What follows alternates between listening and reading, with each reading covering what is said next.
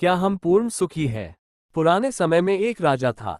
राजा के पास सभी सुख सुविधाएं और असंख्य सेवक सेविकाएं हर समय उनकी सेवा उपलब्ध में रहते थे। उन्हें किसी चीज की कमी नहीं थी।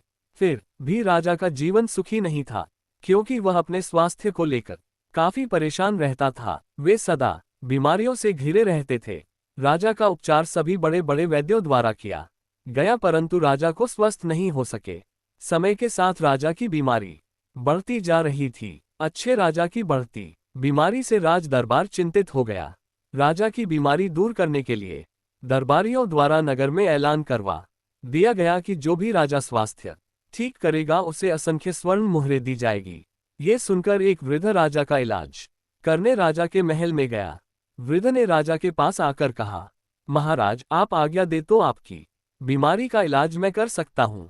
राजा की आज्ञा पाकर वह बोला, आप किसी पूर्ण सुखी मनुष्य के वस्त्र पहनिए, आप अवश्य स्वस्थ और सुखी हो जाएंगे। वृद्ध की बात सुनकर राजा के सभी मंत्री और सेवक जोर जोर से हंसने लगे। इस पर वृद्ध ने कहा, महाराज, आपने सारे उपचार करके देख लिए हैं, ये भी करके देखिए, आप अवश्य स्वस्थ हो जाएंगे। राजा ने उसकी बात से सहमत होकर के सेवकों को सुखी मनुष्य की खोज में राज्य की चारों दिशाओं में भेज दिया, परंतु उन्हें कोई पूर्ण सुखी मनुष्य नहीं मिला। प्रजा में सभी को किसी न किसी बात का दुख था। अब राजा स्वयं सुखी मनुष्य की खोज में निकल पड़े। अत्यंत गर्मी के दिन होने से राजा का बुरा हाल हो गया और वह एक पेड़ की छाया में विश्राम हेतु रुका। तभी राजा को एक मजदूर इतनी गर्मी में मजदूरी करता दिखाई दिया। राजा ने उससे पूछा, क्या आप पूर्ण सुखी हो?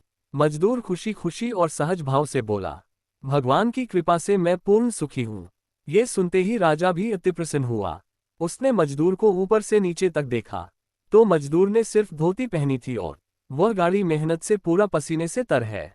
राजा ये देखकर समझ गया कि श्रम करने से ही एक आम मजदूर भी सुखी है और राजा कोई श्रम नहीं करने की वजह से बीमारी से घिरे रहते हैं। राजा ने लौटकर उस वृद्ध का उपकार मान उसे असंख्य स्वर्ण मुद्राएं दी।